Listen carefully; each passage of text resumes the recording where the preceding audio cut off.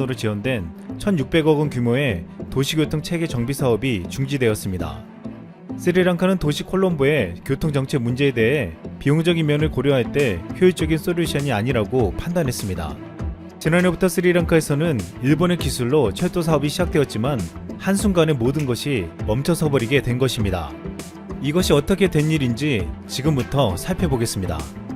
2008년까지 일본은 스리랑카에 대한 최대 원조 공여국이었지만 2009년 이후 최대 공여국의 지위는 자본력을 바탕으로 아시아 국가의 공격적인 지원을 펼치는 중국에게 넘어갔습니다. 중국은 1대1로를 만들겠다면서 스리랑카 인프라 구축에 막대한 자금을 빌려주며 입지를 구축하기 시작했습니다. 이 과정에서 스리랑카의 각종 개발 사업은 중국에게 대거 넘어갔습니다. 스리랑카를 포함한 대부분의 저개발 국가들은 중국의 이런 제안을 받아들이며 대부분 감당할 수 없는 채무를 제때 상환하지 못했습니다. 2015년 집권한 스리랑카의 시리세나 정부도 부채를 감당할 수 없어 중국의 국유자산을 매각할 수밖에 없었습니다. 결국 스리랑카는 중국에 진 부채를 갚지 못하고 2016년 남부 한반도타 항구를 중국에 매각하고 99년간 항만 운영권을 중국에게 넘겨야만 했습니다. 게다가 중국은 마탈라 라자팍사 국제공항도 매각하라고 스리랑카에 요구했습니다. 중국은 해군 기지 건설을 위해 항구랑 공항이 필요했기에 이 같은 방법으로 패권군의 야심을 실현시켜 나갔습니다. 이 같은 중국의 속셈이 드러나자 스리랑카에서는 수만 명이 시위를 벌였습니다. 시위대들은 중국의 일대일로를 비판하며 정부가 민의를 배반한 채 국가 자산을 팔아먹었다고 정부의 퇴진을 요구했습니다. 여기에 일본도 가세했습니다. 일본은 중국 이전에 스리랑카의 최대 공여국으로 중국의 패권적인 행태를 비판했습니다. 당시 아베 총리는 중국이 지원을 받는 국가들에게 과도한 부채 부담을 주어서는 안 된다고 말했습니다. 그런데 사실 일본은 스리랑카가 중국에게 피해를 입는 것을 염려하는 것 같았지만 사실 중국이 부채 대신 받은 인프라 시설을 군사 시설로 활용해 자신들이 피해 입는 것을 우려한 것입니다. 그럼에도 일본은 중국을 대신해서 도와주는 것처럼 스리랑카에서 인프라 구축을 해주겠다고 나섰습니다. 그것이 이번엔 중단된 1,600억 원 규모의 도시교통체계 정비 사업이었습니다. 그런데 이것을 스리랑카가 중단한 것은 일본의 제안이 처음부터 어이없었기 때문입니다. 일본은 스리랑카에서 진행하는 경전철 약 15.7km를 짓는데 1,600억 엔이라는 돈을 빌려줘서 진행했습니다. 하지만 일반적으로 일본에서 경전철 건설비는 1km당 약 30억 엔 정도였습니다. 실제로 일본의 우츠노미야 경전철은 약 15km로 총 사업비가 412억 엔이었습니다. 스리랑카는 일본보다 물가와 인건비도 훨씬 저렴한데 거의 4배에 해당하는 금액은 터무니없었습니다.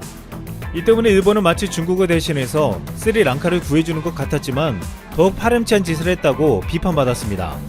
결국 스리랑카는 중국에게 당하고 믿었던 일본에게마저 이용당했습니다. 그동안 스리랑카는 일본에게 은인의 국가라고 불렸습니다. 2차 세계대전이 끝나고 1951년 샌프란시스코 강화조약이 체결된 후 1952년 스리랑카는 가장 먼저 공식적으로 일본과 외교관계를 맺었습니다.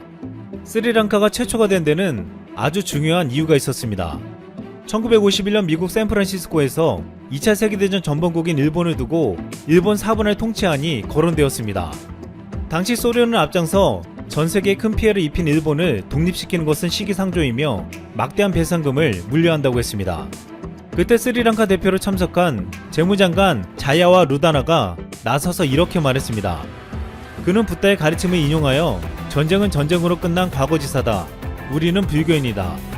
당하면 당한 만큼 돌려주고 증오를 증오로 돌려주는 것으로는 언제까지나 전쟁은 끝나지 않는다. 증오로 돌려주면 일본에도 증오가 생겨 새로운 증오의 싸움이 시작되고 전쟁이 일어난다. 전쟁의 대가를 증오로 돌려주지 않고 친절과 사랑으로 갚으면 평화로워지고 전쟁도 그쳐 본래의 평화를 되찾을 수 있다. 전쟁은 과거의 역사이다 라며 대의 배상 청구권을 포기하고 일본은 국제사회의 일원으로 받아들여야 한다고 호소했습니다. 놀랍게도 이 연설은 일부 전승국들의 마음을 움직였습니다. 이 때문에 당시 소련이 내세운 일본 4분할의 강력한 주장에도 불구하고 일본이 국제사회의 일원으로 복귀할 수 있게 되었습니다. 솔트레이크 트리뷴은 이 회의 최고의 역사적인 발언이라고 했고 샌프란시스코 애구자미나 신문은 세상에서 잊혀져 가고 있었던 국가 간의 예절과 관용을 상기시켜 주었고 논리 정연한 이론으로 소련의 책략을 분쇄했다고 썼습니다. 타임즈는 자야와 루다나 씨야말로 가장 재능 있는 아시아 대변인이라고 극찬했습니다. 이 때문에 당시 요시다 시게루 일본 총리는 일본은 결코 후세에도 이 큰 은혜를 잊어서는 안 된다고 말했습니다. 만약 당시 일본이 강대국에 의해 사분할이 되었더라면 많은 이들은 지금의 일본은 존재할 수 없었다고 했습니다. 하지만 70여 년이 지난 지금 일본은 스리랑카에게 도움은커녕 문제를 더욱 크게 만들었습니다. 이런 상황이 되자 스리랑카와 오랜 기간 동안 긴밀한 관계를 가지고 지속적인 도움을 주고 있는 한국은 다르다는 말이 나오고 있습니다. 원유와 상선 운항로인 인도양 해상교통의 요충지 스리랑카를 잡기 위해 최근 5년간 중국은 약 4,400억 원, 일본은 1,600억 원을 지원하며 대형 인프라 위주로 공을 들이고 있었습니다. 하지만 우리나라는 약 400억 원으로 금액은 못 미치지만 의료와 교육 등에서 차별화된 맞춤형 원조 사업을 펼쳐 스리랑카인의 마음을 얻고 있습니다. 스리랑카가 감당할 수 없는 돈을 빌려줘서 국가 자산을 빼앗는 것이 아닌 실질적인 도움을 주려 한 것입니다. 불과 40여 년 만에 원조를 받는 나라에서 주는 나라로 성장한 우리나라는 스리랑카가 자립할 수 있게 꾸준히 도왔습니다. 2009년 말 기준으로 한국은 스리랑카 협력 사업으로 수행하는 20개 사업에 40억 5,300만 달러를 지원하였습니다. 또한 1991년 이후 무상 원조 사업에 6,300만 달러를 지원했습니다. 작지만 치명적인 위력을 지닌 최강의 전력무기 잠수함. 우리나라는 1992년 장보고함을 인수, 세계에서 43제로 잠수함 보유국 대열에 들어섰다. 1999년 서태평양 잠수함연합 훈련에서 세계 각국의 해군이 격침시키지 못한 12 등급 미 순영함 오클라호마 시티를 2000함이 어뢰 한 발로 두동강 내어 격침, 원샷, 원힐이라는 찬사를 받았다. 우리 군은 엄청난 전력을 갖추고도 약체라는 평가를 꽤 자주 듣는다. 주변국끼리 갈등이 빈번해 동아시아의 정세가 항상 불안정한 탓이다. 하지만 우리 군은 기술력을 앞세워 꾸준히 안보를 강화해왔다. 특히 대우조선해양이 만든 해군의 장보고함은 미 해군의 핵추진 항공모함 존 스테니스함 등 적함 15척을 괴멸한 적도 있다.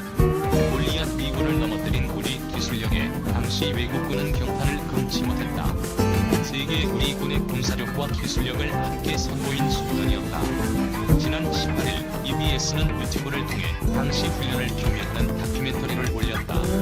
다큐멘터리는 2004년 환태평양 훈련에서 해군 장보고함이 보여준 성과를 다룬다. 장보고함은 1987년 해군이 처음 도입을 계획, 건조한 209번급 일본함이다. 건조는 대우조선해양이 맡았다.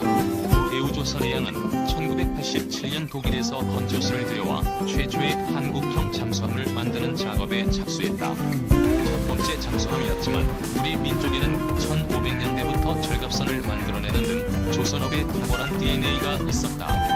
장보고함은 좁자 나라의 잠수함답지 않게 뛰어난 성능을 갖췄다. 그 성능은 2004년 환태평양 훈련에서 꽃을 피웠다. 미 해군의 핵추진 항공모함인 존 스테니스함을 포함해 상대편 수상함 15척을 등에 40회 이상 가상어뢰 공격을 성공시킨 것이다. 원잠의 가장 큰 장점은 조용하게 빠른 속도로 장기간 잠수할 수 있다는 점이다. 재래식 잠수함은 배터리를 이용해 조용히 움직인다. 하지만 배터리가 떨어지면 바다 표면 가까이에서